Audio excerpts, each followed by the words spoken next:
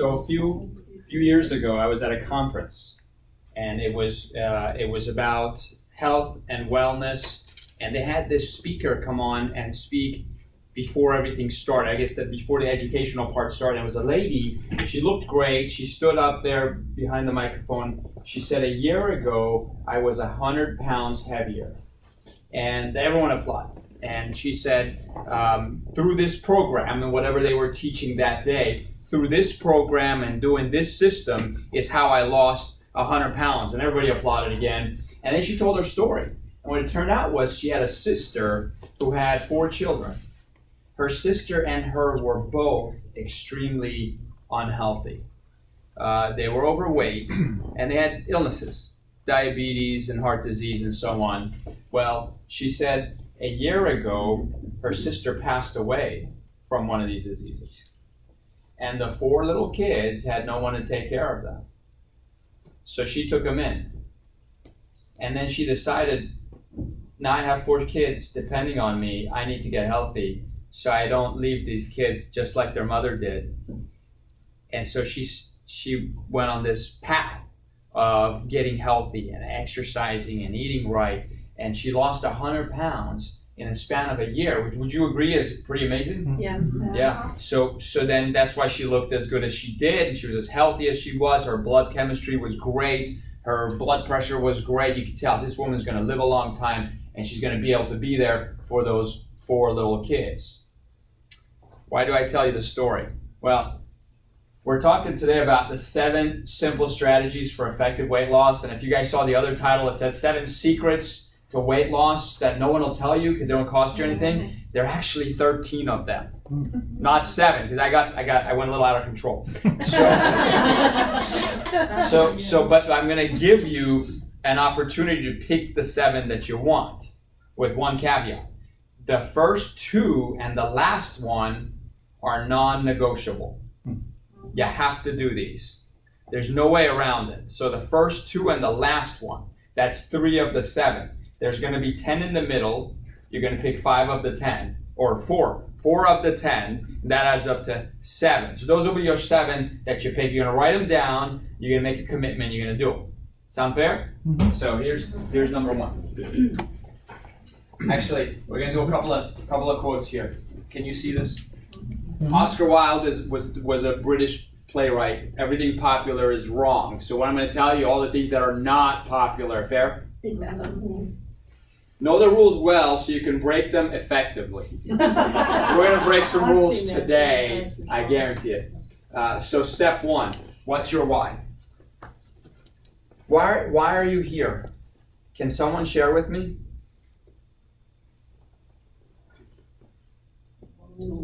To lose weight, to learn how to, right? And why? Why would you want to lose weight? Give me a good reason. Discontent. I really like that. I say it's okay to get angry at where you are, to get upset, to use that as energy to move you. What's an emotion? Emotion is energy that moves you, energy that creates motion, right? Unless you have a good enough why. What was the why of the lady whose story I just told you? To live for the kids, right? If the why is not strong, I guarantee you won't stick with it and you won't do it. Does that make sense? First why, then how. So we're going to do some myth busters also. We talked about breaking rules. So here's one: true or false? Genetics play a major role in weight gain and weight loss. How many of you say that's true? Genetics play a role. 1, 2, 3, 4, 5, 6. How many say no? 1, 2, 3, 4, 5, 6, 7, 8, 9, 10. Okay, the no's win. So, they do play a role, but it's insignificant. Mm-hmm. You can't change your genes to begin with. You can change the expression of your genes, but you can't change the actual genes. So I'll give you an example.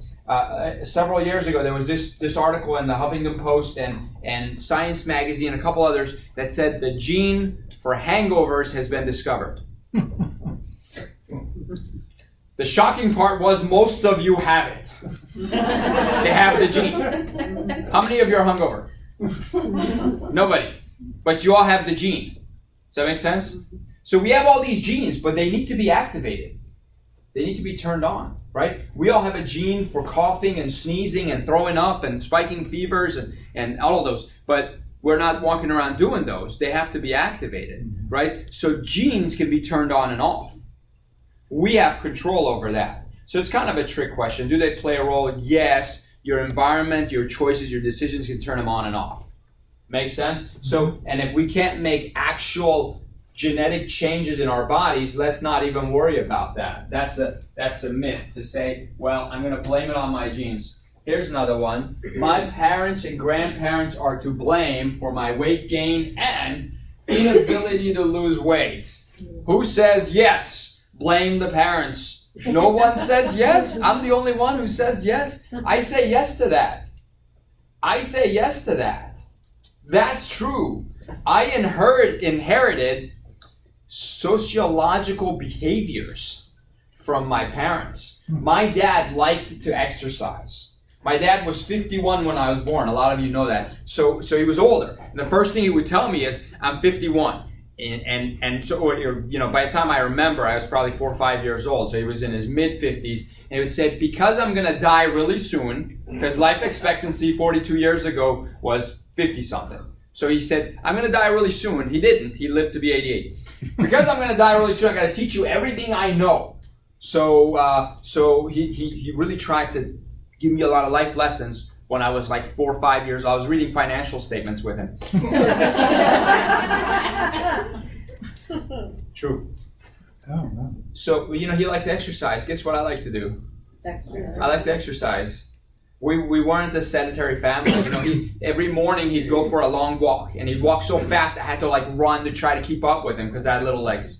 And he was a tall, strong, good-looking man. And so he went for these long walks, and he believed he needed to do it. Maybe his why was that he's got a little kid that he needs to stay alive for, right?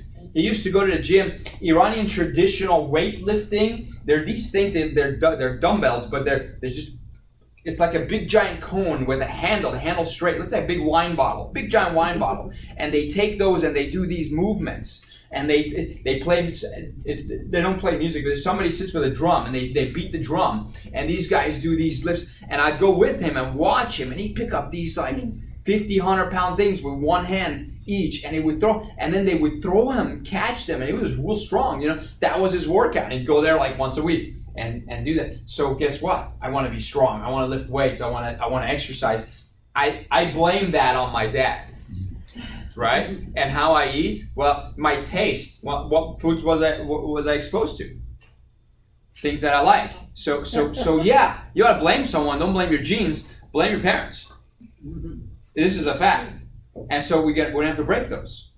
We have to break certain things you may have learned and built as habits and patterns and behaviors. So that was step one. I said it's non-negotiable, okay? So that should have been written down, is find your why. Number 2, realize that the problem is multifactorial, and thus so is the solution. It wasn't one thing that made us gain weight. It was a group of things, multiple things. And it all came together and resulted in where we are today. So to burn that fat, to lose that, to achieve good weight and good body composition, one thing will not do it. Stop looking for the one thing. There's no one thing. There's a combination of things. That's why I said pick 4 of those 10 in the middle to get the results that you want. Look at this graph right here. So you start your life right there, and you want to win, right? So you want to move upward, and losing is down, right? So you can look at winning as losing weight and achieving the body that you want, or success in any aspect of your life. And you have to do these simple decisions and actions, small steps, consistent over a long period of time, and then you see little by little, maybe the first 10 years, no results whatsoever. Let's say there's two people, one is the red, one is the green, and these two people, one of them says, hey, I'm not going to drink that soda, and I'm not going to eat that candy bar, and I'm going to eat a little healthier, and I'm going to go walk while you take a nap, and I'm going to, exercise regularly, and I'm going to save a little money, and, anything that's a good habit to have. And he's doing that, and the other guy is living it up, enjoying himself, eating out, whatever he wants. And for the first 10 years, you don't see a difference. They're the same. They weigh the same, they look the same, their life is the same, there's no change in quality of life. But then on the 11th or 12th year, you see a little bit of a change. That one has a little less energy, while this one has a little more energy. That one's starting to get a little stiff and sore every once in a while, the other one isn't getting that. That one's got a few extra pounds around the belly, just a little bit of a spare tire, the other one doesn't. And then you go another 10 years out, now there's a big difference. You go all the way out 20 more years and look at the change. Huge, right? So you are a result of every thought, decision, and action compounded over your lifetime. Changing just one aspect of your life will not have a big impact on that, even if you change it drastically. You suddenly decide, I'm going to eat really, really, really well. I'm not going to touch anything that's bad for me for the rest of your life. And you do it. And you do a great job at it. But that's the only thing you change. But you eat really well, super disciplined. You never touch anything that's remotely bad for you. You only eat excellent food. You are not going to get a big result. I promise you. Remember, these two are non-negotiable. You have to change multiple things, not just one. The accomplishment of any goal is the progressive accumulation or compound effect of small steps taken consistently over time.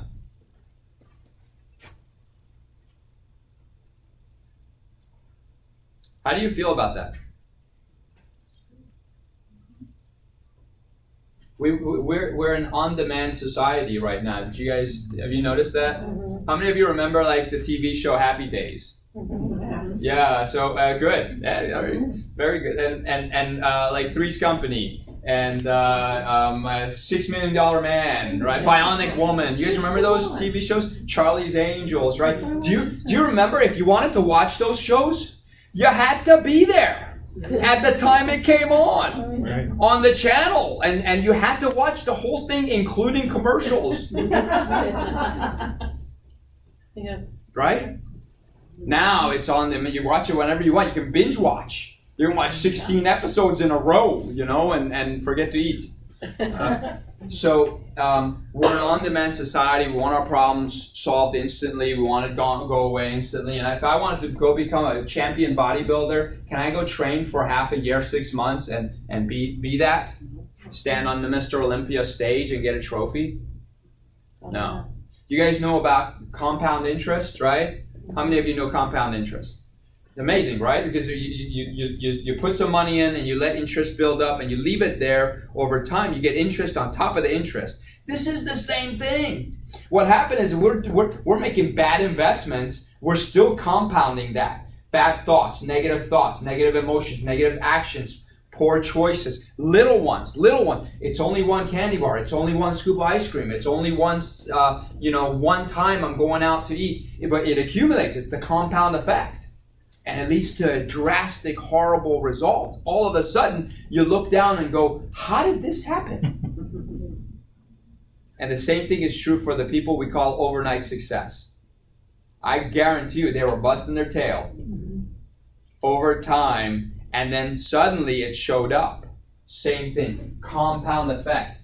Not one thing, but what? Many.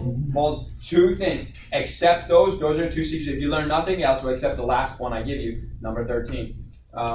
If you want to improve your life by 100%, find 100 things that you can improve by 1%. This is my mentor, Dr. Danny Drubin. I speak to him twice a month for like 15 minutes. He talks for 15 minutes and I feel like I'm tired. I have to go rest because he has so much wisdom and knowledge.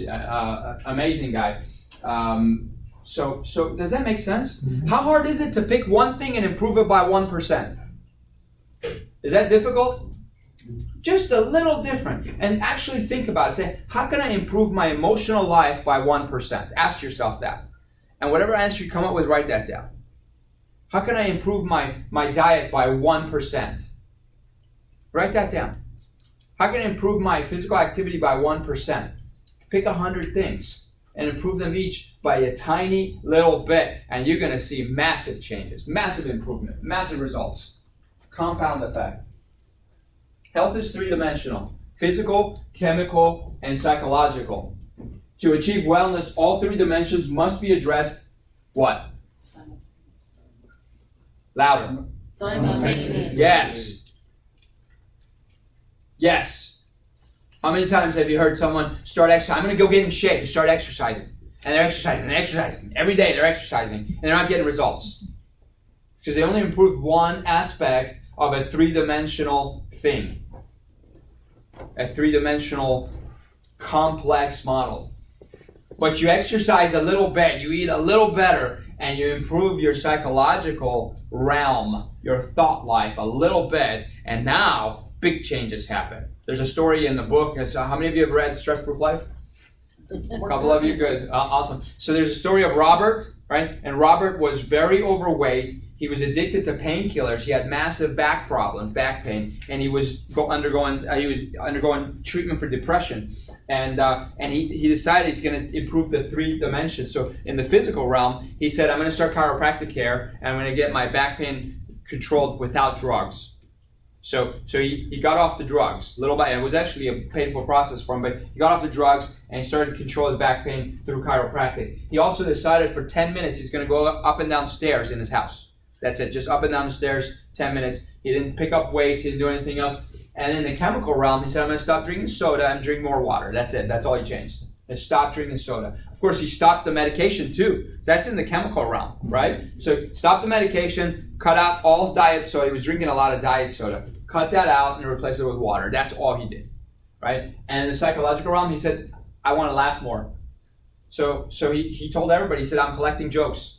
Now people would come up to him every day and give him a joke, and he would write it down. And he would laugh. He'd laugh with them, and he compiled this big giant list of jokes. And guess what happened? You think he lost some weight? Yeah. You think he felt better? He looked better? Mm-hmm. Absolutely. He made big giant changes. And now he's writing a book. He's going to write 2 books, one about his transformation, and one's a compilation of all the jokes. And you guys put them on a book. So. He's getting that steady.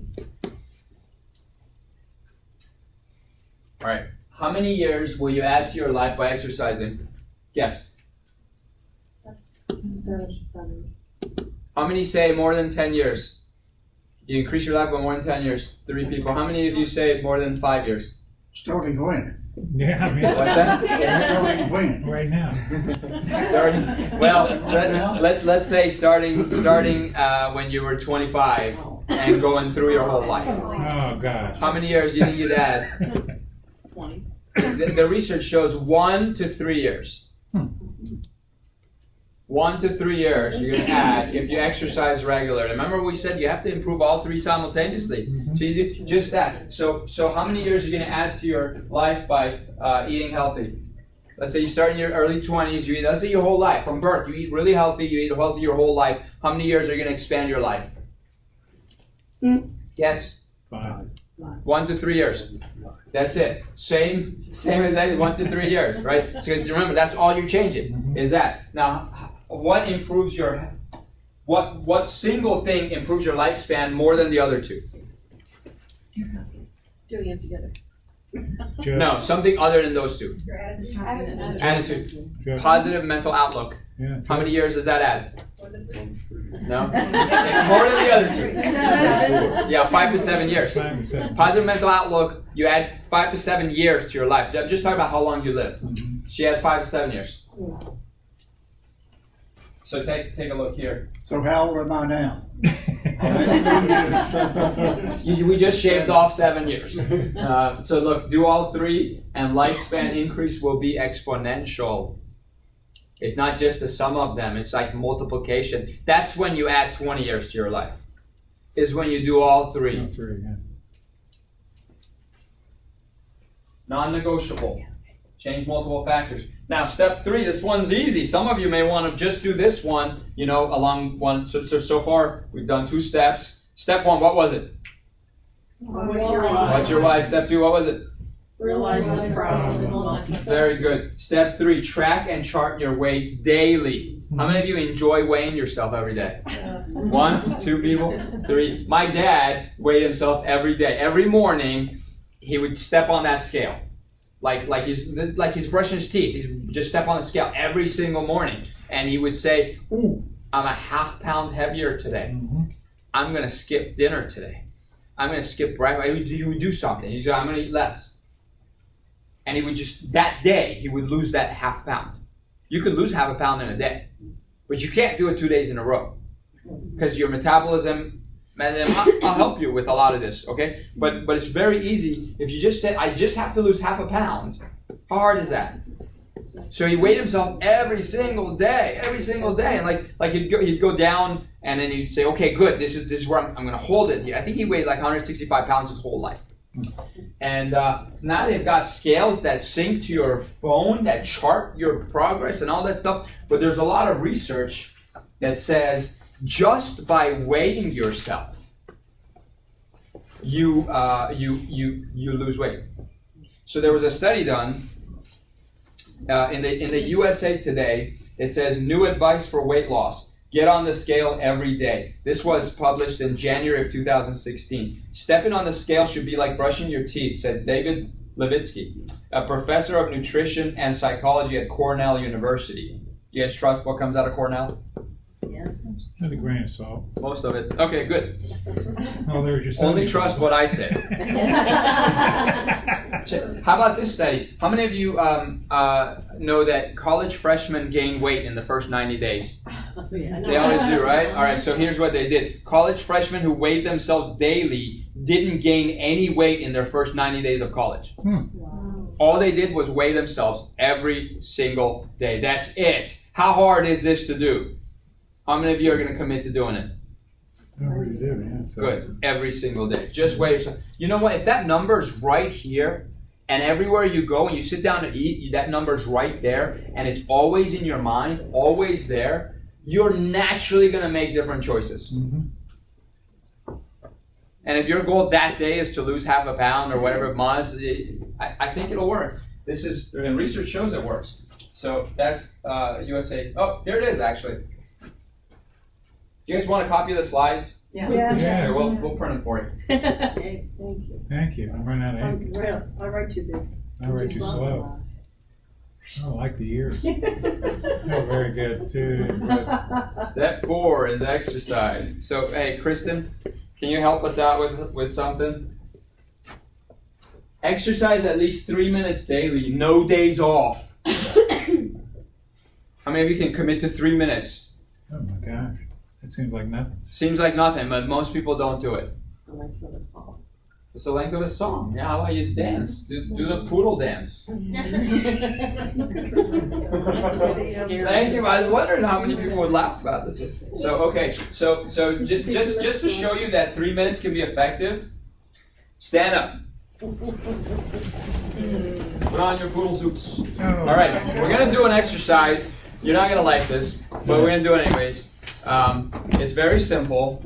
I'm gonna show you. It's 3 motions, and we're gonna change it every 10 seconds. Kristen's gonna time us. We're only gonna do 1 minute, not 3 minutes. You with me? And this is the motion. You're gonna balance on your toes, and you're gonna pump your arms like this. All right. And then when she says switch, we're gonna keep balancing on your toes, and you pump like this. And then like you're mad at the kids because they won't come down for dinner, you pump like this. And when she says switch, you go back to here. We're going to do 10 seconds on each. That's 30 seconds twice. That's 60 seconds. You ready? Ready? Ready? Go. Start pumping. Pump hard and bounce. Pump. Come on. Bounce and pump. That's it. Good up, bouncing. Bounce. Good job. That's it. Switch. I think I'm going to need an adjustment after this. Just keep pumping. Good job. Pump. Switch. All right. Yell at the kids. Come downstairs. How many of you feel warmer? Definitely. Switch. Back down here. We're halfway done, guys. We're only doing 1 minute. How many are your hearts beating faster? Good. Switch. Right here. Just balance and pump. Come on. Balance and pump. It's not that hard. Keep Switch. going. Last 10 seconds. Why are you in the Go attic? harder and faster. Yell at the kids. Why are you in the attic? Like a rambler, you know. All right. How many of you are sweaty? Yeah, good. All right, have a seat.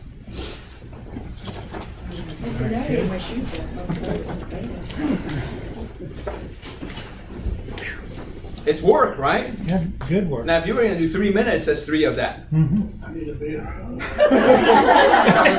Bring a beer. She only has margaritas That's good too. and pizza. So here's a myth buster for you. Exercise helps me burn calories, and the more calories I burn, the more weight I will lose. Therefore, to lose more weight, I should exercise more. And the more I exercise, the more weight I will lose. True or false? False. Wow, you guys are quick. Correct. Yeah, muscle. Now tell me what. Because you build muscle You build muscle, huh? instead of the. I didn't say what type of Oh, exercise. well, sorry about that. I felt like I just built some muscles.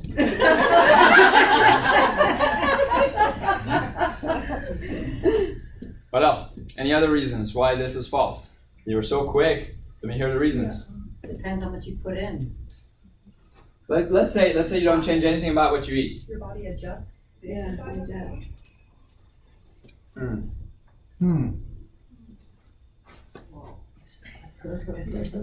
Let me come back to that one. Okay, so let me ask a different question. We're going to remove exercise. We're going to talk about sun tanning. All right. So if I sit in the sun, I'll tan, right? I'll tan more than most of you, faster. It's just a gift. I have one gift. And so does that mean the darker I want to get, the more time I should spend in the sun? And if I go out and spend 20 minutes in the sun, I will be darker. But if I spend 5 hours in the sun, then I'll be a lot darker. Is that true or false? Burn, I'll burn, right? Yeah. So there's this thing called the minimum effective dose, MED, minimum effective dose. It's the least amount to trigger the biggest result. How many of you have heard of the 80-20 rule? Oh, yeah. Like say with 20% of your efforts create 80% of your results, right? Same concept. You just want to trigger fat loss. We just triggered fat loss by doing this exercise. Your heart rate is still now higher than it was before a minute ago. You still feel a little revved up. And we only did it for 1 minute. Minimum effective dose. More is not better. It can cause problems. Because if you exercise too long, your cortisol levels go up, you start to break down muscle tissue, you start to break down ligaments, you start to get osteoporosis, you get overtraining syndrome, you'll be irritable, you'll have mood swings, you'll have depression, you'll have all kinds of stuff. And one of the biggest mistakes people make is, look it up, go online, go to Google, type in overtraining syndrome, you'll see that it's a disease. It's a horrible, horrible disease. And we overtrain. You'll hate it. And a lot of people make that mistake of going, hey, I just need to exercise more. I'm going to run all day, every day. What's the goal? Eventually, 24/7, you're going to be on a treadmill? What kind of life is that? So minimum effective dose, right? Not too much. How about this one? Aerobics were invented by exercise scientists because it raised the body metabolism and burned more fat in a shorter period of time. True or false? Didn't say true, but it's probably false. False. Actually, aerobics was invented for profit because they said we can maximize customers per square foot, and it doesn't require equipment. So we put a bunch of people in one room and have them jump up and down, and we'll tell them you're going to burn fat. You're going to burn fat while you're doing it. But research shows that when you actually lift weights, you burn fat for the next 36 hours. So you burn more fat while you're doing it, and you burn more fat or more calories for the next 36 hours. While with aerobics, you'll burn fat while you're doing it, and maybe for the next half hour to an hour, and that's it. Also, when you do aerobics, you don't gain any muscle. When you lift weights, you add muscle. Well, a pound of muscle is like that. A pound of fat is that. So you're going to shrink. Even if you lose no weight, you shrink. You get a lot smaller. Also, muscle cannot survive without food. Your muscles need food. Fat can live without food. If you don't feed it, it can stay alive. Yeah, it eats But itself. muscle will die. So it needs food. So what that means is it's going to raise your metabolism. Your demand for calorie goes up. The more muscle you add, the more calories you're going to need. If you don't increase your calories, now you're going to start burning the fat to feed the muscle. Not that fat turns into muscle. That is not true. But muscle, the more muscle you have, the more fat you'll burn to sustain the life of the muscles. Does that make sense? Yeah. Any questions? Yeah, don't you need both cardio and strength training? Depends on your goal. You want to do conditioning, you want to be in good cardiovascular heart, you want your heart and lungs to be healthy, you should do cardio. But if you only want to burn fat and lose weight and nothing else, you can get away with only lifting. I don't know why I would want to just burn fat to then not be healthy heart-wise. Right. So that's why you should do both. Okay. Yeah. So, but for purpose of weight loss. So this is Rita Rudner. You guys know her, right? She's a comedian. Yeah. So if you're going to charge $10 per hour, we can't call it jumping up and down. Counting calories will help me determine how much food I should eat. True or false? Oh, I stumped you. Yeah. For the first time. Who said decide? Just decide. We're running out of time. Who says true? True. True. A lot of people. Who says false? Okay, so it's like it's divided. Those who said true, those who said false. Why? I think it helps you determine the types of food you eat, not the quantities. Oh, very nice. Types of. How many agree? How many trues want to change it to false? Good. That was a good answer. So I'm going to show you some experiments. Identical twins eat the same exact diet, but one just finished taking antibiotics, which killed the good bacteria that's required for digestion. Will they have the same results? No. No. So even the type of food, right? It's not what you put in your mouth, it's what makes it to your bloodstream that counts. And it's the hormonal response to what made it to your bloodstream that counts even more. There's a hormonal response to everything we eat. So look at this next one. 3, can you see? Yes. Okay. 3 women eat a 1,200 calorie diet. That is a really low calorie count. Would you agree? Like anyone who eats only 1,200 calories is going to lose weight. We would all lose weight if we only ate. Watch this. One eats 1,200 calories of pure sugar. Oh my heavens. One eats 1,200 calories of lean chicken breast. One eats 1,200 calories of mayonnaise. Will they have the same result? God, I hope not. No. So counting calories, is it effective? No. Not as much as the type of food you eat.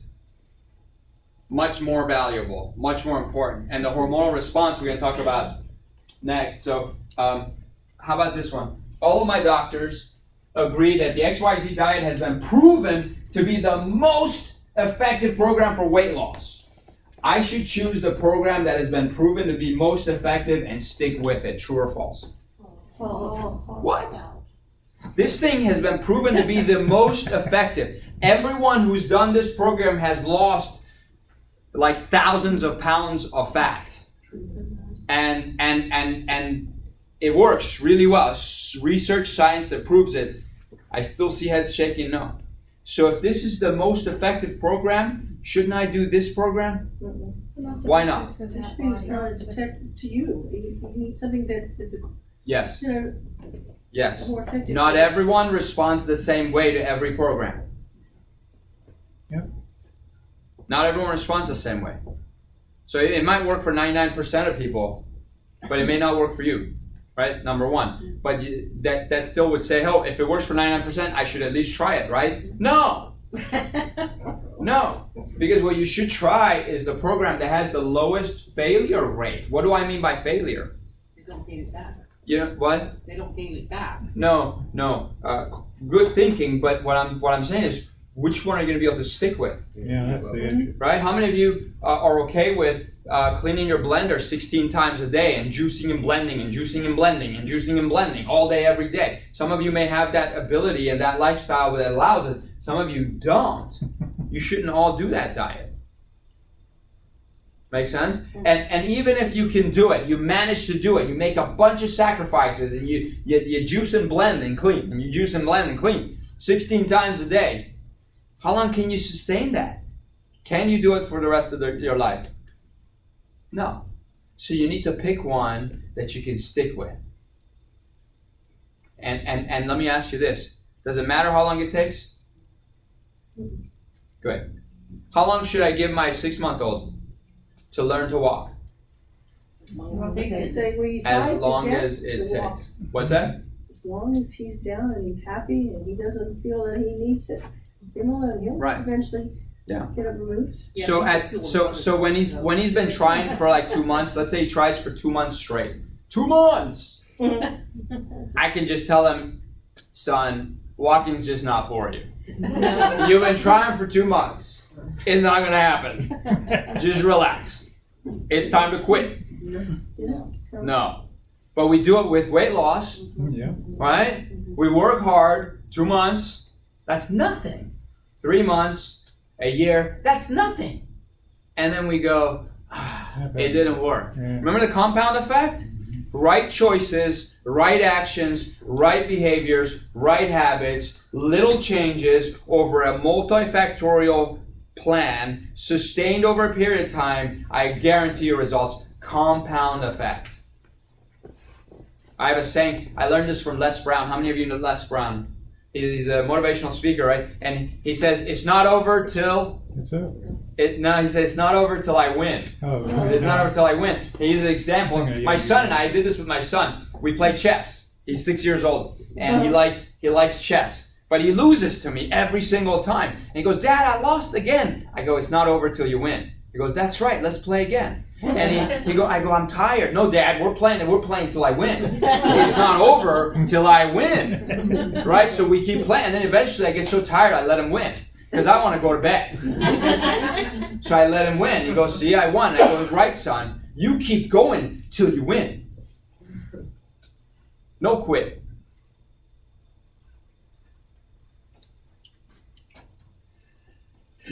Step 5. Skip breakfast. I told you we're going to break rules today. Wow, I'm not doing that one. Skip breakfast. This is called intermittent fasting. I can't do that. But you don't have to. Remember, you only need to pick 4 of the 10. Yeah, well, that's why that one's not going to be on there. Fine. Can you do that one on occasion? What? Can you do that one on occasion? Yeah. So here's the way it works. So first off, let me read you the slide so we don't get distracted with that. Benefits of intermittent fasting. It helps to heal your gut. Downregulates inflammation. Helps hormone sensitivity, which is leptin and ghrelin. Have you guys heard of those hormones? Okay, some of you have. I'll tell you what they are. Increases growth hormone, and you become a fat burner. How many of you want to be a fat burner? Very good. And you want more growth hormone? That's the anti-aging hormone. That'll keep you from aging indefinitely. I mean, people inject that, right? A lot of athletes love to inject growth hormone because it burns fat and repairs your tissues, muscles, ligaments, bones, keeps you out, makes you burn fat. So growth hormone. Now leptin and ghrelin, those are 2 hormones. One of them, I can't remember exactly which one, but leptin levels, I believe, go up and they tell you that you're satisfied.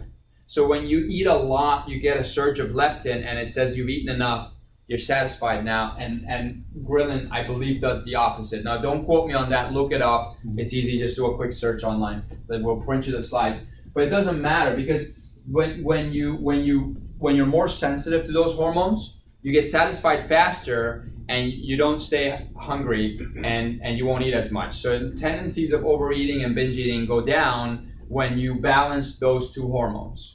All right? And that's all from intermittent fasting. Let me tell you what intermittent fasting is.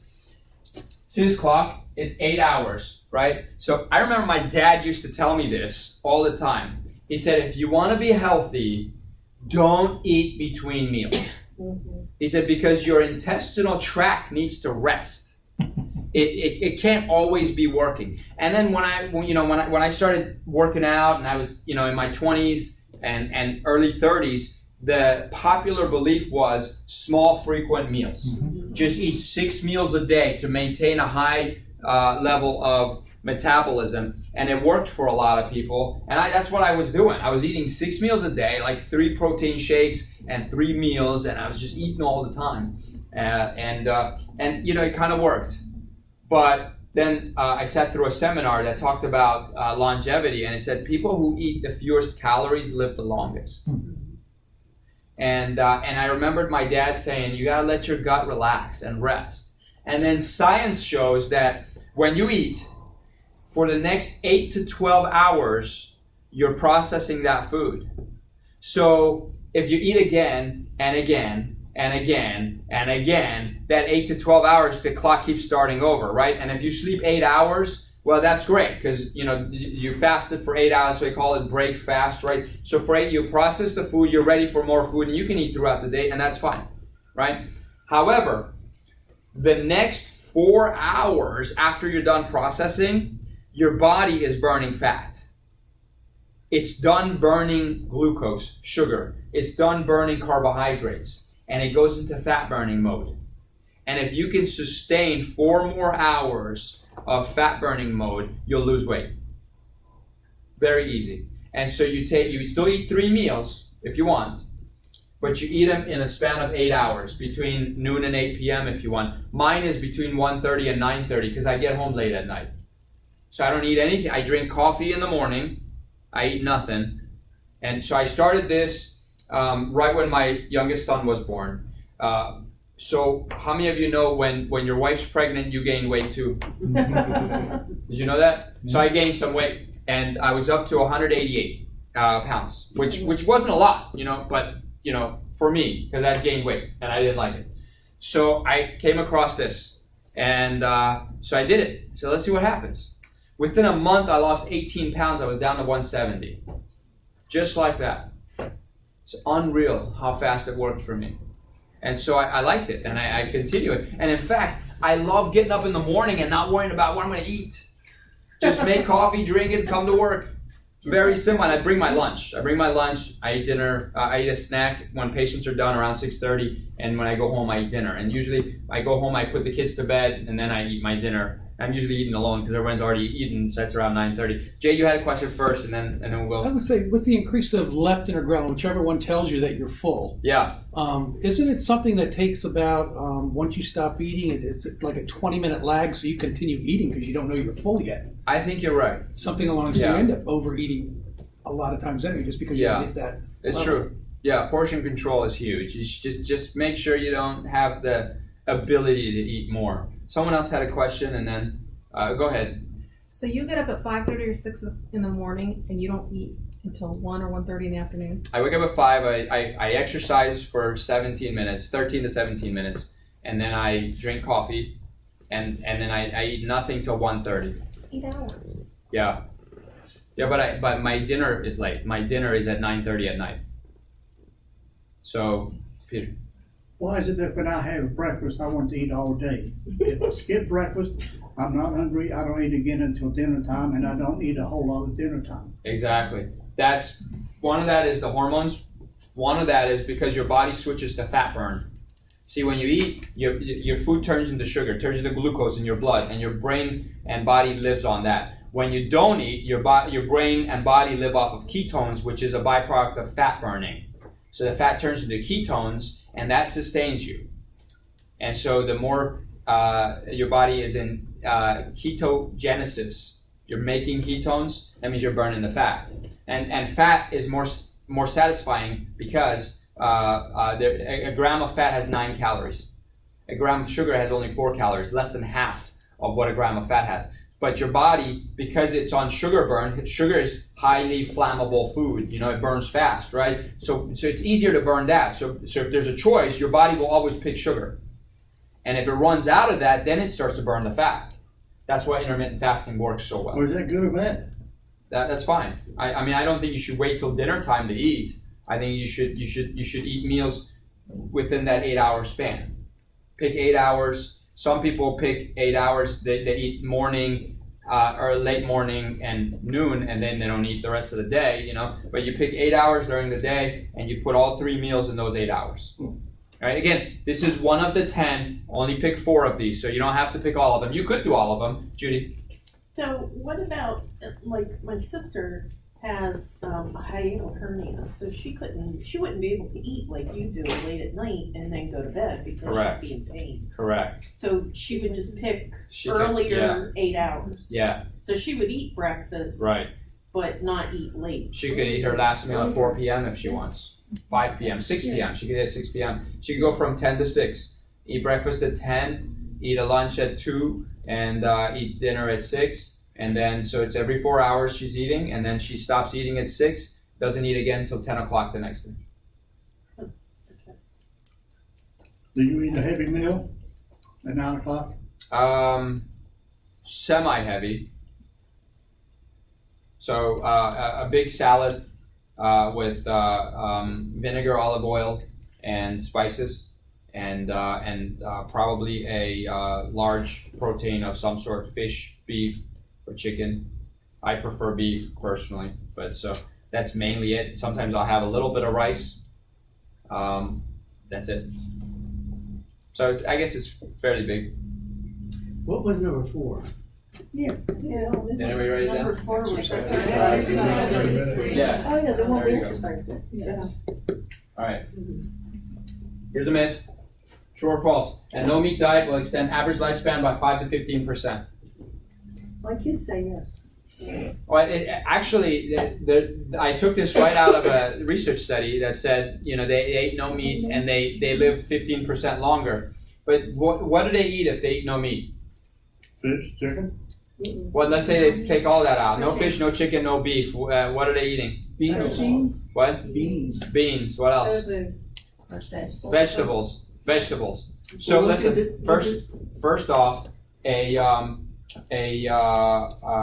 causality and correlation are two separate things.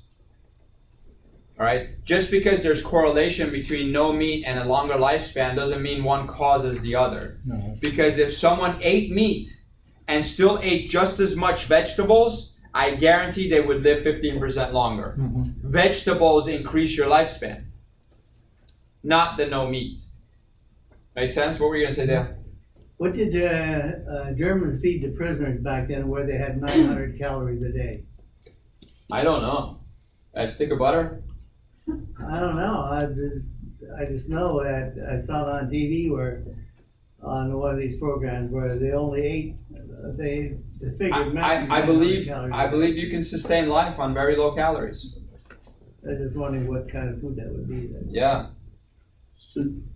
Soup with beans. We're on number 6. Oh, number 6. Eliminate toxins. So that includes air pollution like exhaust, toxic fumes, secondhand smoke, water impurities, processed foods, additives, preservatives, pesticides, herbicides, artificial sweeteners. The FDA allows over 14,000 chemical food additives in your food supply. 14,000. They're all approved by the FDA. So, you know, we walk around going, by the way, this wasn't approved by the FDA. Well, look at what they're approving. You really want to take things that are approved by the FDA only? Skin-absorbed toxins are makeup, perfume, hairspray, deodorant, lotion, soap, shampoo. There are websites where you put in your shampoo and it'll tell you if there's toxins in it. And then they'll make suggestions for it. Cigarettes, alcohol, drugs, detergents, fabric softeners. Do you guys know fabric softeners are toxic? One of you knew that. Did everybody else? Did you guys know? Yeah. Fabric softeners are high in estrogen.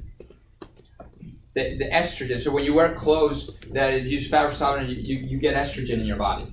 Oh, good. It's and you go, well, the more and more of that's being used, and breast cancer keeps going up. Yeah. And men, more and more men have low testosterone. So we stopped using fabric softener. I go to the gym, my t-shirt sticks to me because I don't use Excellent. It's bad for your septic system too. Is that right? What? There you go. Bad for the septic system. Yeah, So it it's- clogs up the septic system along with. Well, you must smell too for deodorant. I forgot you got deodorant. well, there's certain things you compromise with, all right? So don't. That's just one step out of 10. Just pick the one you want. So this is just a slide that kind of mentions some of the chemicals that are approved by the FDA that we put in our body, and you don't have to read all of it. Just a visual. You know, milk has formaldehyde in it. Is it pasteurized milk or all milk? I believe it's pasteurized milk. Yeah, pasteurized milk. Yeah. So colors, emulsifiers. You guys know what emulsifiers are? They keep things liquid. Gelling agents. They make it look nice and visually appealing. Preservative sweeteners, anti-cake agents, antioxidants. I know what you're thinking. Pure antioxidants are actually bad for you, but that's another talk for another day. And 12 most dangerous food additives. You don't need to know these names. Just know that there's plenty in there. But when your food comes in a box, it probably has these things in it. When it comes from a free-range farm or it's grown naturally, it doesn't have any of these things in it. Natural flavors. Yes. They renamed MSG Natural Flavors. That's right. Yeah, you're right. You're right. So, all right, here's a myth. Who's having fun? Are you having fun? Yeah. Is this valuable? Yeah. We're only halfway through. Are we running out of time? No, We have 35 minutes. I'm getting hungry though. You're Okay. This one is going to upset some of you. You are currently at your ideal body weight and body composition / fat percentage. Sure. You're not going to agree with me, but it's a fact. Each one of you right now, you are at your ideal body weight. Because there's this thing called an innate intelligence. Your body will hold on or retain fat and fluids to keep you healthy. And if there's a need for the fat to be there, you can bang your head against the wall all day and all night. You won't lose a single ounce of fat because your body will hold on to it and it needs it. We call that redistribution of toxins. Why did I put this slide up right after the toxic one? Because if there are toxins in your body, they're in your body, right? And fat stores toxins and holds them. So if there's toxicity in you, you will not be able to lose weight.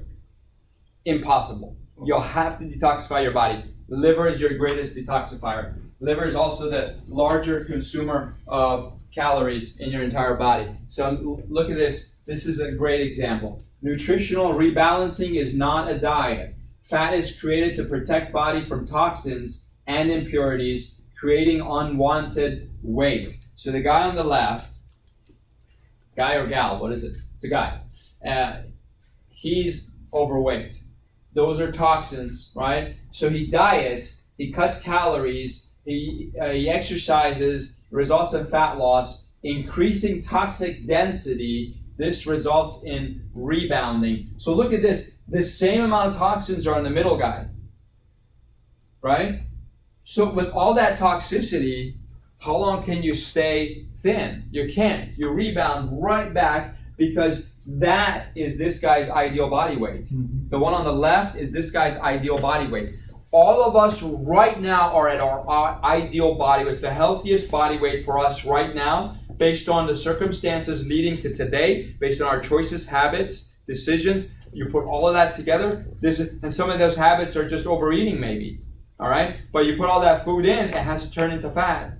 Your body does that. It's innately intelligent, and it puts it where it's supposed to be and holds it there. So that's the ideal body weight for this person. Now, if you're there, but you do cellular cleansing, you remove toxins from the body, it creates lean muscle and melts away excess fat. Maintaining nutritional balance keeps the body naturally lean while cleansing manages toxins. So cleansing is important. You can't avoid toxins. They're all around us. Every breath, everything you put on your skin. There are some toxins. You really can't live in a bubble, right? So you're just going to have to cleanse your body on a regular basis. There are multiple cleanses. We do one in the office here, but today we're going to talk about things that cost you no money. So I'm not going to talk about the cleanses yet. All right? If you want, we'll give you information. But if we're at our ideal body weight now, then why do we try to lose weight? Because there may be toxicity in there, and because you maybe you know, I think you look fine, but you may want to look different. How many of you want to look different? A lot of people want to look different. So to do that, you're going to have to remove toxins. Stop adding toxins or reduce how much you add and cleanse out what's in there. You never lose weight. And you'll start to lose weight. The only reason you gain weight is because of toxins. No, overeating will do it. Sedentary lifestyle will do it. Okay. Anxiety will do it. Depression will do it. Even if you're depressed and you're not overeating, you'll gain weight because cortisol retains body fat. Yeah, you get that from the That's where that comedy comes in. All right, we're moving on because step 6 is very controversial. This one's a little controversial. Eat fat to lose fat. There you go. No, eat fat to lose fat. How many of you think butter is good fat? Thank you. Good. Yeah. Okay. So then, yeah, that's good fat. So bad fat is what? Twinkies. Yeah, Twinkies, fried chicken fat, right? All the stuff that tastes good. Right. But what's that? All the stuff that tastes good. All the stuff that that tastes good. I mean, this stuff tastes good too, but I know what you mean. That's the things you crave. But believe it or not, when toxicity goes down and your hormones balance, you stop craving the bad stuff. You actually start craving good things. So you have to eat fat. Now, here's the thing. If you eat a lot of fat, like butter, but you slap it on bread, is that good? No. Good. I don't have to talk about that. So butter by itself is good. So look at this. I'm going to just share with you some studies, all right? And you guys need to come up with a plan on your own.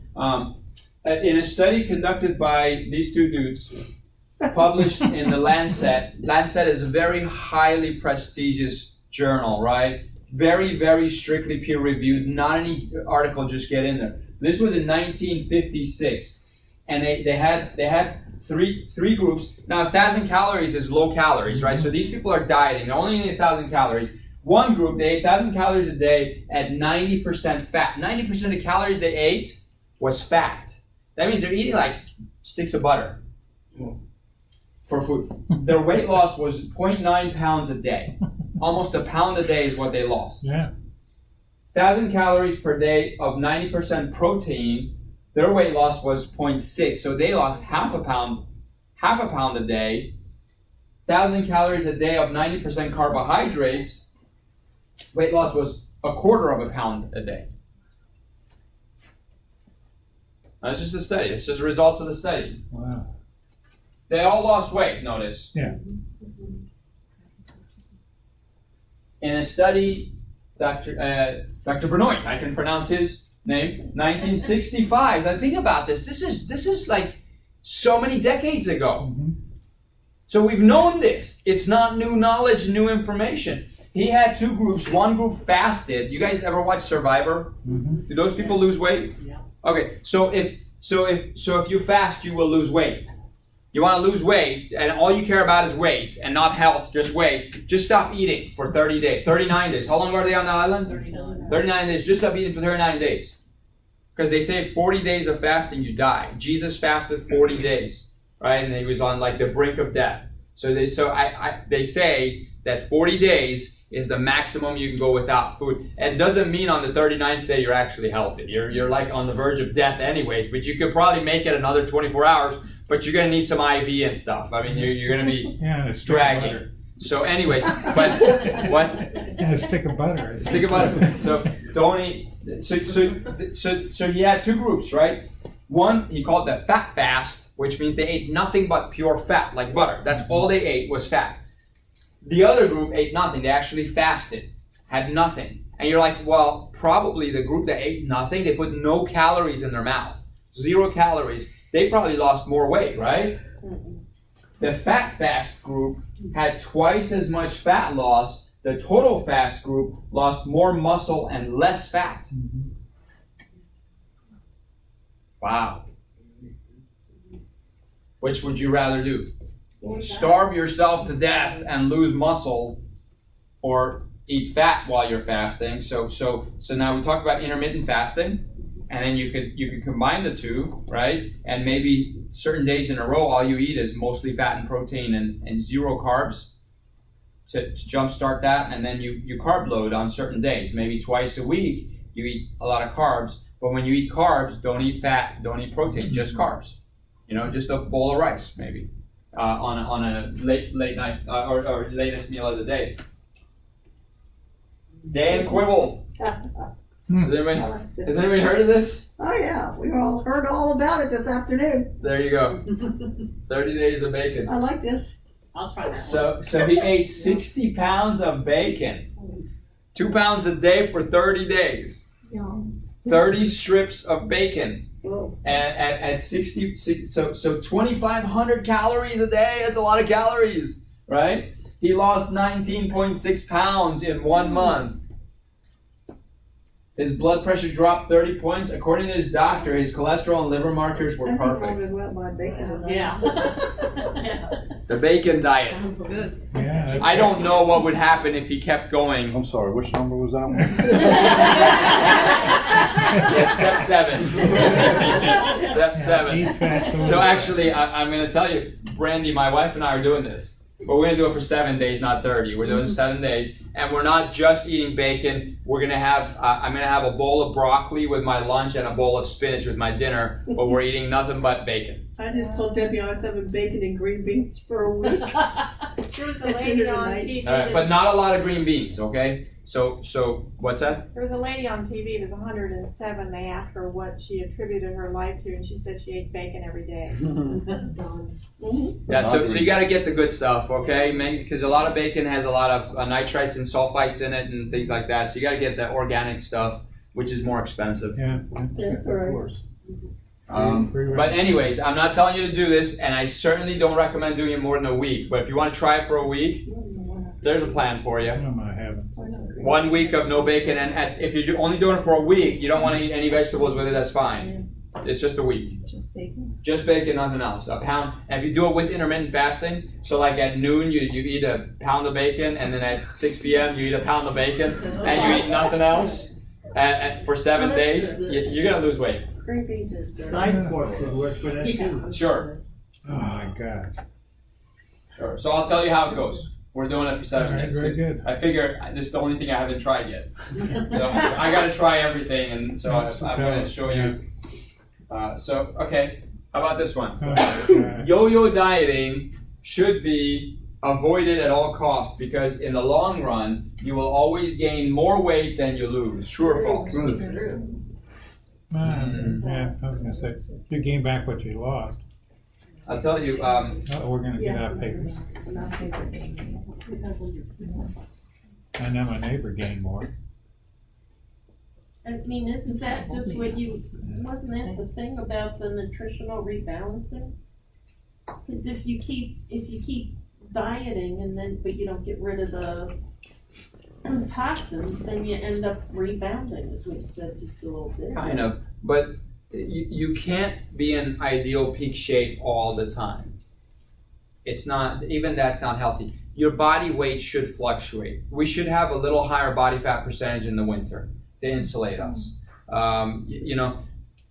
Everything in life has cycles and rhythms. So within the cycles and rhythms of the body and nature, yo-yoing is not bad. If you fluctuate 5-10 pounds here and there, not bad. If you're going 60 pounds up and 60 pounds down, and that's bad. Yeah, Right? I So- mean, that to me is yo-yo dieting. Yo-yo dieting for me is when you diet, you lose weight, and then you gain it lost back. the weight, so you go Yeah. off the diet, Right. and you gain it, so Right. you go on another diet. Yeah, but remember I said my dad would like weigh himself every single day. Even there were times where he'd be like, okay, I've been putting on some weight, and he just knew that certain days certain times of the year he'd just be a little heavier. Ladies experience that. You retain water certain times of the month, and other times you don't. So there has to be a wave-like flow. You can't always stay at the same level. So I want you to get that out of your mind. Like, you're gonna work hard, train, you're gonna be at the best shape of your life, and then you're gonna slide a little bit down, but not a lot, and then you'll rebound back up. right? Marty Gallagher is this massive power lifter. At age 63, he set a record for squatting.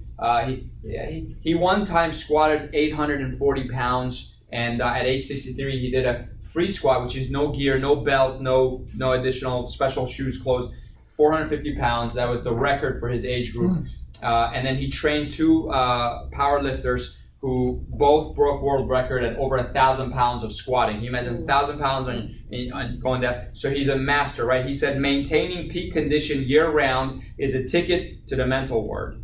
Can't be done, shouldn't be done, don't try it, right? So some yo-yoing is good. Body runs on cycles. Schedule overeating sessions at specific times. Thanksgiving, Holidays. Christmas. Holidays are good, yeah. So that's the guilt-free time if you've been doing everything right. But just Christmas Day, right? Just Thanksgiving Day. That's it. Not like from Halloween, all the candy, and then Thanksgiving, and then Christmas, and then New Year's, lots of alcohol. No. And Memorial Day. So it's not a 3-month thing. And then you got to keep going through the Super Bowl, right? Because there's a Super Bowl party. And then Valentine's Day. Valentine's Day, Easter, Memorial Day, Labor Day. You're back to Halloween. I'm having bacon for my Super Bowl party. Don't eat anything else. Yeah, well, I can't eat my butter too. You can eat butter and bacon. You can eat eggs with it. No waffles, no pancakes, no bread, no toast, right? Wow. Yeah, my God. Are we breaking some myths here? No, I'm still hungry. This one right here. All right, we gotta fly because we are way behind. Sorry about The that. most dangerous body fat is that which is floating in your blood through arteries, followed by fat under your skin and in muscle. So we have fat in our muscles, like marbling. We have fat under our skin, which is this, and then we have fat in our blood. Is the fat in the blood the most dangerous, or is there another type of fat that's more dangerous? Visceral fat. Say it louder. Visceral fat. Yeah, very good, very good. So I said it for you. I'm sorry, but that's exactly right. Let me go back. Visceral fat is fat around your organs. So you ever see? You've probably seen bodybuilders when they contract their abs. You see this ripped, striated, 6-8 pack, like 10 pack. It looks great, right? When they relax their abs, it's distended out to here. Have you guys seen that? Mm-hmm. And that's fat underneath, behind the muscle, around their organs. That's fat that surrounds the liver. They probably supplement too much. They probably do some illegal things, take some wrong supplements. So people who have there's no fat on the skin, but but their belly is out here, but the skin is hard, they have visceral fat. That fat is underneath. That's wrapped around their organs. That fat is the most dangerous fat. It's also the easiest to lose. So you do one of these fat fasts for 10 days, you'll lose organ fat. You'll lose that visceral fat. 10 days is all you need. It's fantastic. Studies show you can dramatically reduce this fat within 10 days using a low-carb diet, or I would say a no-carb diet. Step number 8. Some of these are really easy to do, right? Like this one. Drink more water, not soda, juice, or sports drinks like Gatorade. That's it. You can do that, right? Mm-hmm. Just stop drinking anything other than water. And coffee. You can drink coffee. Tea. If it's black. You don't put sugar in it. Okay. Green. I do that. I did it already. Yeah, just don't add cream, don't add sugar, don't add honey. Except when you're sick. Okay. I'll give you that. No, hot tea, lemon, and honey was my grandmother's go-to for anything when everyone's sick. Here's a myth. Hypnosis and hypnotherapy are effective ways of losing weight because they will help me eliminate self-limiting beliefs and change the way I feel about food emotionally. After all, it's all in my head. Now let me tell you, I intentionally worded these to trick you. Okay, so that's confession. Who says this is true? 2 of you, that's it. I say it's true. This is 100% true. Remember we talked about the 3 dimensions? Oh, yeah. This is the psychological dimension. You can't have a love-hate relationship with food. That one doesn't work when someone gets hypnotized for smoking. Yeah. Well, I mean, we're not going to talk about. It depends on the person, right? It might, and again, we're talking about the fact that it's effective like anything else. Just like we talked about aerobics, right? So are there people who do nothing but aerobics and they have a great body? Yeah. Yeah. Smoking So involves they it. would say it's effective. There are people who have done hypnosis and have lost weight. There are plenty of people who have done hypnosis and quit smoking. Yeah. Plenty, right? So they would say this is effective. The other piece I'd say with smoking is the addiction to nicotine. It's an added piece that you're physically addicted to as well. Right. Okay, I know it didn't work for her. Right, and it may not work for everybody, but there is a psychological component to food and to weight gain, and we're going to spend a little time on this. I'm going to tell you Cliff's story. Cliff was 450 pounds and just huge, couldn't move, couldn't get out of bed. I mean, he was depressed, and you may disagree with this, and his story actually is in the book, so some of you know the story. You may disagree with this, but according to him, he had tried every plan and nothing worked. Every plan. How many of you sometimes feel like that? If you tried everything and nothing works. Well, that was Cliff, except he weighed 450 pounds and he was getting heavier and heavier and heavier. And then somebody said, you need to change your self-image because how you see yourself is what your body will always revert back to. Just like the toxicity one, where you rebound back, how you see yourself. When you close your eyes, what do you see? What's your self-image? How do you see yourself? If you're not looking in the mirror, what are you seeing? Even some people, you see this in like anorexia, even when they're looking in the mirror, they don't see themselves truly. How important is that mind aspect to all of this? We all have that to varying degrees. We all have a flawed image of what we look like.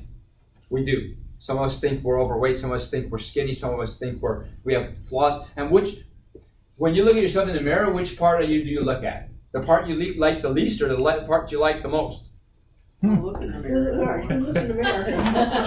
No way. Yeah, but you got to. You got to look and you got to see it for what it is. So anyways, Cliff, someone handed him these cassettes, 30 cassettes, and he said, you listen to this on a pillow speaker at night, and you listen to cassette 1 on night 1, cassette 2, cassette 3. After 30 days, go back to number 1.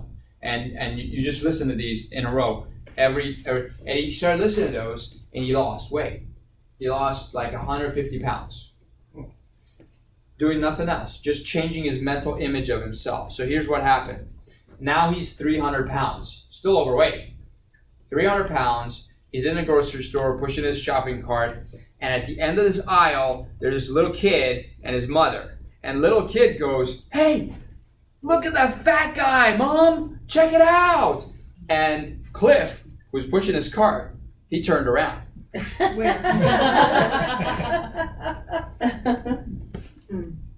He didn't think of himself as fat anymore. His mental image had totally changed. That moment, he realized, wow, those cassettes really work because I don't think of myself as fat anymore. As long as you think of yourself as fat, you will remain that because your body will not make you a liar. It will always revert back to what you believe you are. So change your image. Start visualizing yourself in detail how you want. So Wayne Dyer wrote a good book called You Will See It When You Believe It. You've got to believe it. It takes some faith. You've got to believe it. And if you see yourself as a healthy, happy, energetic, vibrant person, you'll start to act like it. You start to believe, I have a lot of energy. You'll jump out of bed a little differently. And you'll eat a little differently. You'll walk a little differently. You'll go to the gym. You'll choose your activities differently. Just because you believe you are something, you'll start to become that. Right? This isn't fake it till you make it. This is get real. Because which would you rather be? Pick what you want to be and then become it. Bernie Siegel wrote this book, Love, Medicine, Miracles, and I highly recommend you read it. And because of time, I'm not going to spend a lot of time. But he had the highest success with pediatric cancer patients because he would have them draw their disease, and if they put skull and bones on the back of the nurse or whatever, that kid would die from their disease. But if they put angel wings on the back of the doctor when they drew a picture, that kid would live because they had an optimistic view of where they were going. And then he would coach them. He said, "Hey, son, what if we're trying to help you?" And he would change his image, change that child's image of his disease and his treatment, and he'd start to recover and start to get better. He would talk to people under anesthesia. He'd say, "Son, I'm going to cut now into your left hip. I want you to direct all blood flow away from your left hip because I'm going to make an incision." And he believed, never ever talk about anything but the patient to the patient when you're operating on the patient. And he would talk to these people and say, "Son, you're going to recover. We're here for you. We care about you. We love you. And we want you to heal. And so I need your help. Blood loss when he would operate would be half of everybody else. Because you would tell them to direct blood flow somewhere else, and their body would do that. Because you can control blood vessel constriction and dilation. You can do just like you can control your hormonal makeup. And he did research on multiple personality disorders. He has this on camera. I want to see the video so bad. I don't know where it is, but he has people. He's interviewing them, and a personality switches, and eye color changes. No way. Personality switches, and a scar will appear and then disappear when personality changes again. He has it on video where a personality has diabetes, insulin-dependent diabetes, needs insulin to live. Personality changes. That personality doesn't have diabetes. All of a sudden, their pancreas starts producing insulin. Personality changes. It's all in the head. How crazy. That's this guy, Bernie Siegel. French paradox. A lot of you have heard me talk about the French paradox, right? Why are the French immune to heart disease and obesity? Because they walk everywhere and get things daily. I don't believe that's the case. They enjoy the heck out of their food. They enjoy the heck out of their food, it's true. They eat this. They eat wine, cheese, and bread. And those are things I told you not to eat, right? Wine, that's all they eat with every meal. I don't know if they drink wine for breakfast, but I was in Paris for 3 weeks. And I stayed with locals. And we ate in local restaurants and all of that. And that was it. I mean, we'd wake up in the morning, and we'd walk to the bakery, get fresh, hot, steaming hot. Smelled so good. And then you come, you put lots of cheese and butter on it, and you eat it. And it was great. It tasted awesome. And breakfast would take like an hour and a half. We take 10 minutes to eat breakfast. Stuff in if you have less time, eat less. But don't rush. Chew your food 32 times. Chew it 32 times. If you run out of time, stop eating. Throw away the rest of your lunch. But chew it and enjoy it. Pray over your food. Pray over your food and feel gratitude before you start eating. Give thanks and eat slow. Stop working. How many people do you know? They're driving their car with the phone right here and a hamburger in their hand. That could be broccoli. It's going to turn into poison in their body when they eat like that. Or they're on their computer and on their phone and they're eating their food and it's a salad. Let's say it's a perfectly healthy salad. It doesn't matter. It's poison because your body's not ready to receive food at that time. Your body's in fight or flight and you need to be in rest and repair when you're eating. Otherwise, you will not. And that's why we do heart rate variability tests on you guys.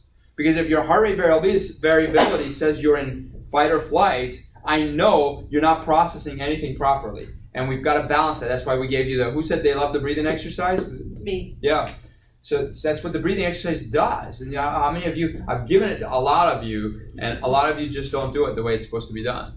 So, anyways, that's the French paradox. Is lunch takes like 2 hours. Dinner takes 2 hours. We'd go to a restaurant, and nobody cared about whether the movie was going to be late or they missed the opening curtain or anything like that. They would sit there and just lounge and eat and slow and talk. In kindergarten in France, they teach kids how to socialize while they eat. What do we do in kindergarten? Don't talk, eat. In France, I guarantee there was like a documentary about this. In France, in kindergarten, you have 5-year-olds. They go, talk with your friends. Don't eat so fast. We have time. This is lunchtime. After lunch, you're going to take a nice little nap, and then we get back to schoolwork. My grandmother used to make us say the alphabet. We take a bite, chew it up, say the alphabet before you can take your next bite. Yeah. How many of you know the breathing exercise I recommend? It's not. Okay, good. Now, here's the thing. We didn't have a number 9. I'm sorry to interrupt you. What's that? We don't have number 9. We went from 8 to 10. I'm sorry. Well, you got rid of 9, I guess. It was bad. 9 wasn't hypnosis. I think Well, 9. you presented it as a myth. Yeah, Yeah, I'm that- sorry. so 9 was So a myth. 9 is change your mental image. Oh, change. And you can use that. I'm sorry, you're right. I forgot to put the slide in. So 9 is change your mental image. Use affirmations and visualization. Do whatever you have to do to change the way you feel and think about yourself. Affirmations are huge. I like to recite Bible verses, but I convert them to me. So if a Bible verse says, I can do all things through Christ who strengthens me, I walk around going, I can do all things through Christ who strengthens me. You know, I turn it into me. Or if it says, I am joyful always, it says, be joyful always, pray continually, give thanks in all circumstances. So I go, I am joyful always, I pray continually, I give thanks in all circumstances. I walk around with gratitude. I'm joyful always. I don't care what happens, I can maintain my joy.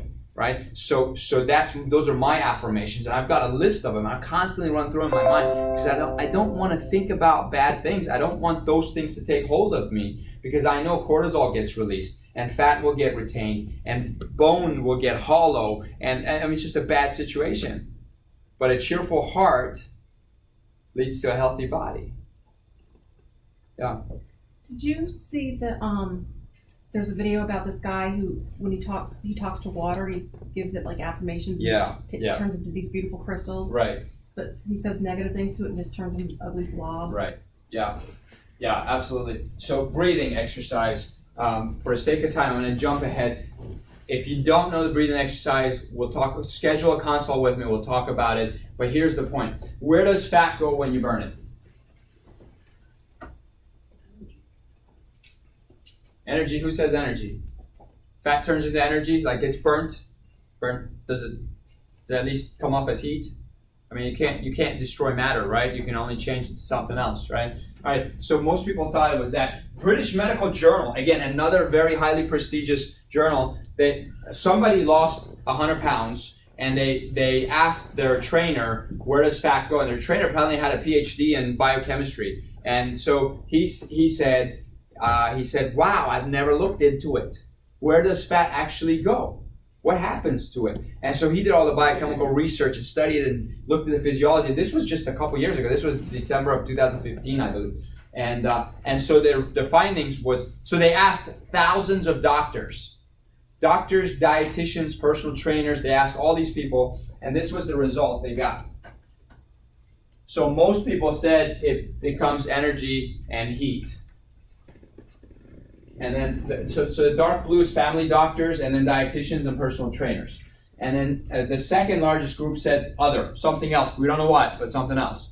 And then some people actually, the personal trainers thought you poop it out. And some people thought it turns into muscle. And some people thought you sweat it through urine and sweat. You liquefy it and get rid of it. Some people admitted that they don't know, and then a small group of dietitians said it turns into carbon dioxide and water. Fat is made of 52 atoms of carbon. It has oxygen and hydrogen in it. We exhale our fat. Mm-hmm. You do that breathing exercise, 10 in the morning, 10 in the evening, 10 days in a row, I guarantee you'll lose 5 pounds just by doing that. Do nothing else but the breathing exercise. 10 days in a row, 10 breaths in the morning. 5 pounds in 10 days. 5 pounds in 10 days. Guaranteed. You do the exercise, I'm telling you. And the reason you breathe in for a count of 7, you hold your breath for a count of 28, you exhale for 14. Exhale has to be twice as long as inhale. The reason you hold it for 28 is because you want maximum oxygen saturation. You get as much carbon dioxide as possible through the blood, and then you exhale it out slowly, count of 14. That rhythm sets your neurology so that your body moves out of fight or flight into rest and repair, right? So that's the exhale has to be twice as long to do that, and the holding of the breath for 28 allows for maximum oxygen saturation. Get good at it. You have to practice it. And read the book, because I talk about it in the book. Okay. Step 11, sleep. All right. All right, so this is easy to do, right? We're gonna go past it. Sleep. Take a look. Science Daily said lack of sleep is linked to obesity. That was a new evidence shows. That was a headline. American Journal of Human Biology. Sleeping poorly can increase a person's risk of developing obesity, diabetes, high blood pressure, or heart disease. That was at University of Chicago. So read my book because there's a whole section on sleep. How to sleep. How you sleep is more important than how long you sleep.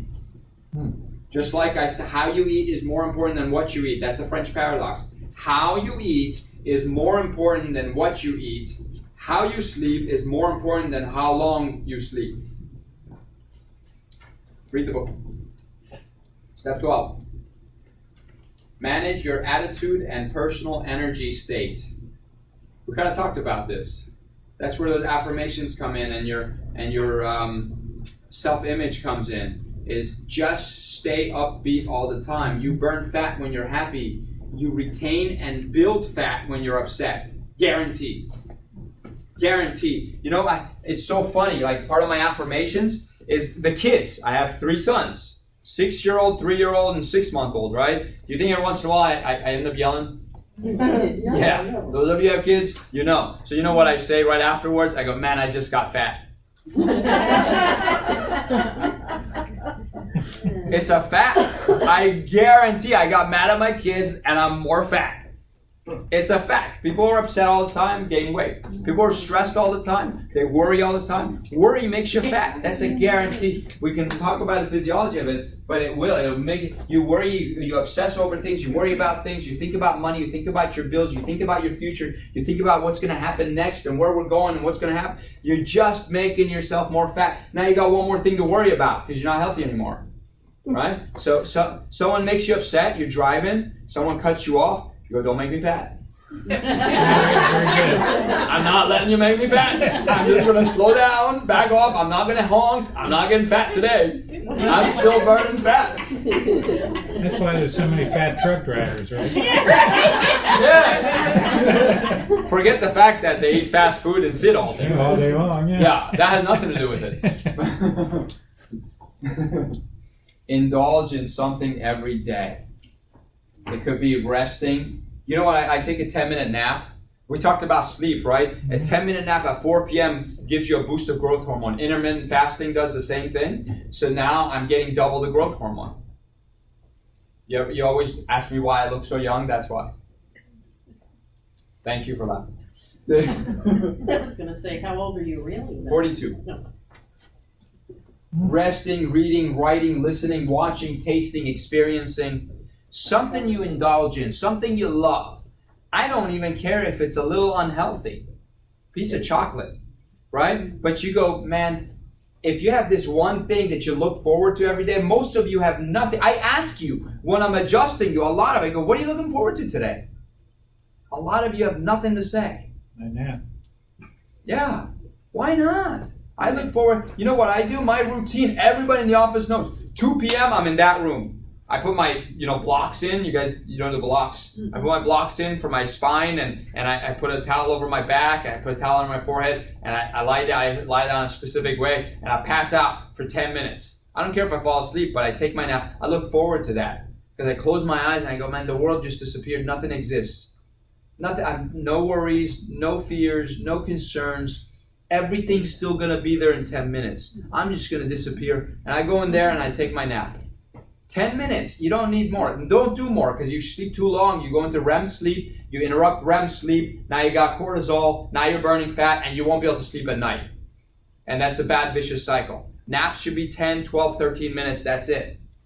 So then I come out, what do I do next? I like coffee, I really do. So that's my second cup of coffee. I go get 8 ounces of coffee right there up front, and then I go sit in my office here with a consult room, and I sit at my desk, and I look out the window and I sip my coffee. That takes me another 10 minutes.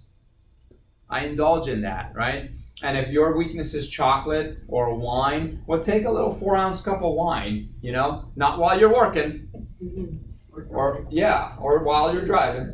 But maybe the thing you indulge in is maybe you have a sports car that you love driving. Well, drive that thing every day. Take it for a 10-minute drive.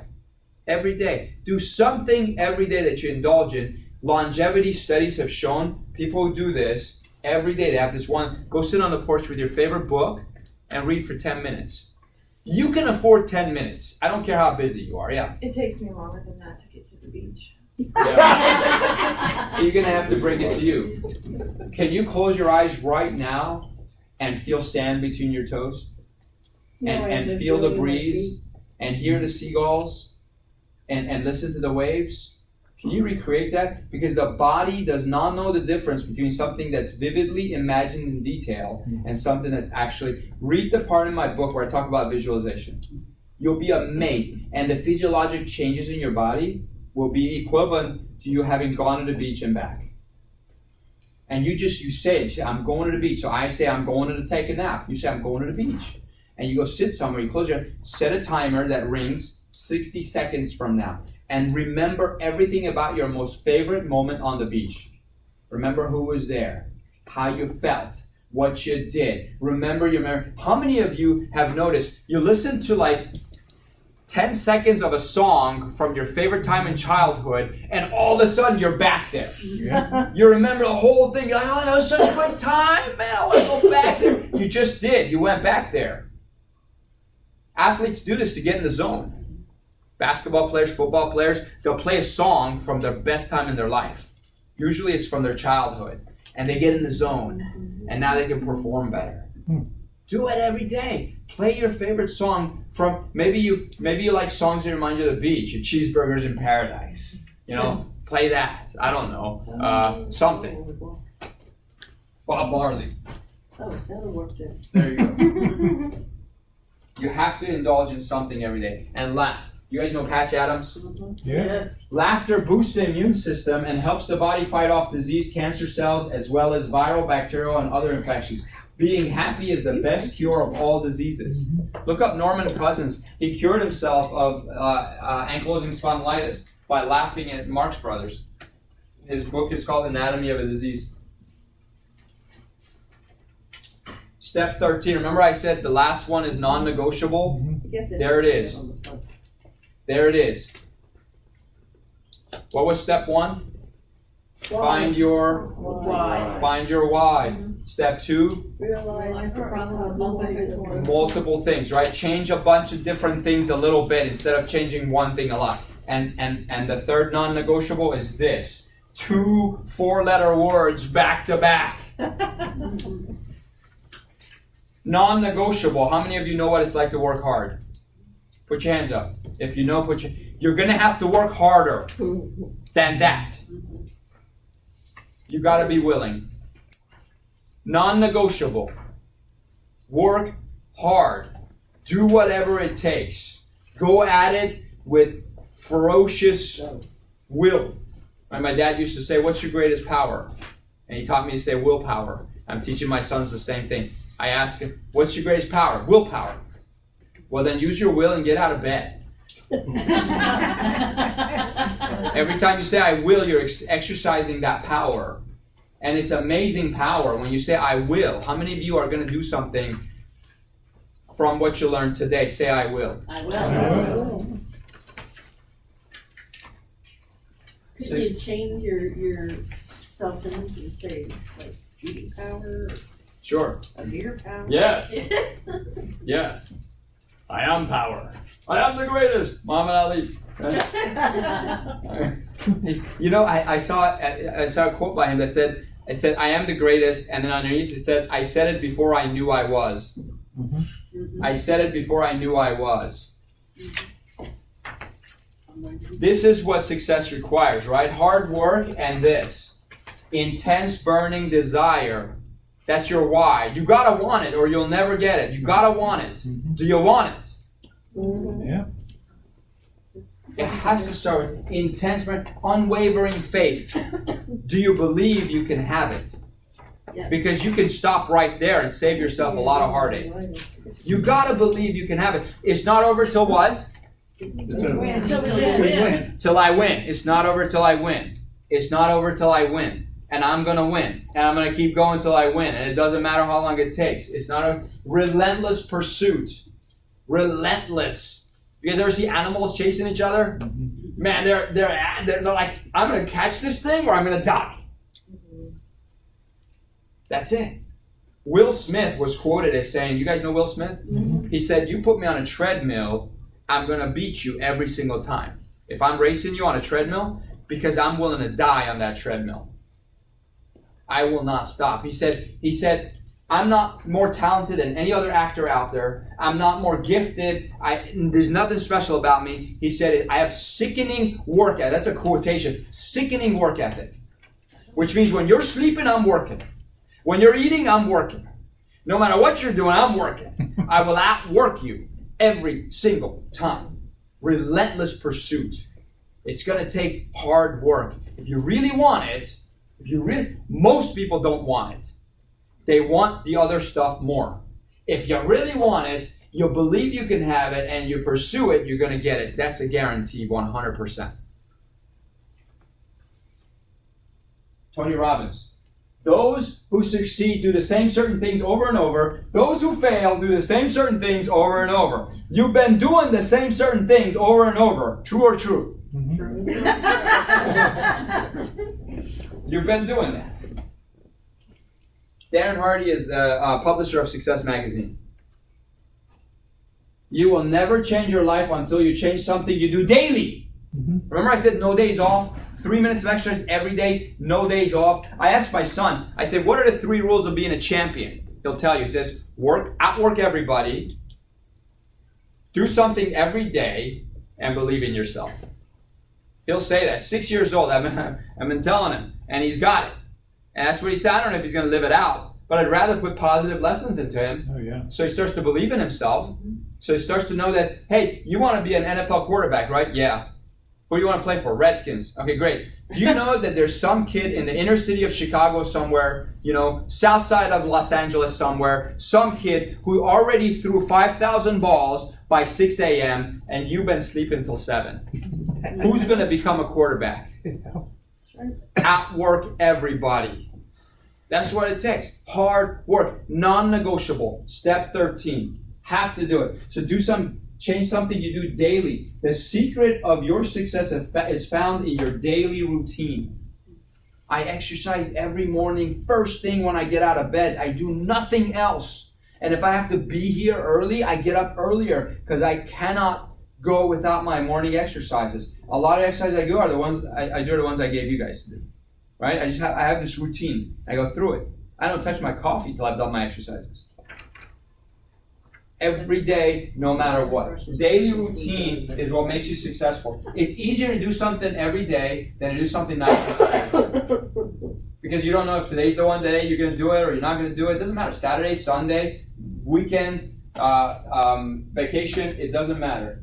So we're not going to talk about detoxification today, but there are, I don't know if you can see that. But just detoxifying, we've seen people, their cholesterol will go from 255 down to 189 in a span of 21 days. We've had another one went from 263 down to 178, they lost weight. So there's cleanse products. They're up front. You can get information on them today. We're not going to talk about anything that costs money today, so that's why I'm not spending time on that. Michael Dern said, I can accept failure. Everyone fails at something, but I can't accept not trying again. How many of you have tried in the past to lose weight and you failed? Good for you. How many are going to try again? Good for you. And if you fail, you're going to try again. This guy came and how many of you were with us? This was years ago. Danny Cahill, we brought him here and he spoke to a bunch of people and he held a workout at Baker Park.